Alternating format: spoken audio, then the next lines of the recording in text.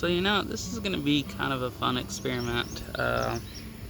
These two potted plants, doing everything so clustered together. What we run a risk of is mildew problems because not enough airflow between the leaves.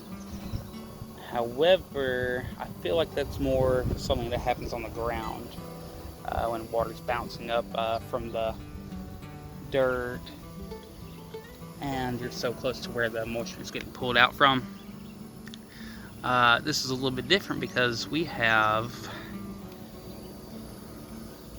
these cages, these old reused cages, for it to climb up. This is going to be pretty heavy, so I've got it stuck down pretty far down in there. I've got these things tied up with it, and I think growing vertically, we should be able to get just enough airflow between all these, and I'll be able to spin these pots as I go. Say 1 week, turn it 180 degrees, and rinse and repeat. But you can see that there's a little birdie coming around and pooping all over the place, and it's not terrible for the plants and all that. In fact, the little bit of poo that gets in there is fine. But I might have to put up a little pie pan or something, I think I will do that. But you can see down here, old growth and a bunch of little blooms here and there. And I'm really tempted to just pluck all the blooms still, but at the same time, I don't want to look at all that going on. Yeah, that's very pretty. But I will be kind of working with these, and which is easy to do because I come past these every morning when I'm leaving the house, and I try to never rush myself for time. But I will train these up, and then the tendrils will do the rest of the work for the most part, until then these bottom stalks, see these little tendrils. Eventually this dude's gonna wrap around here and keep growing up. So that's the main risk that we run with these.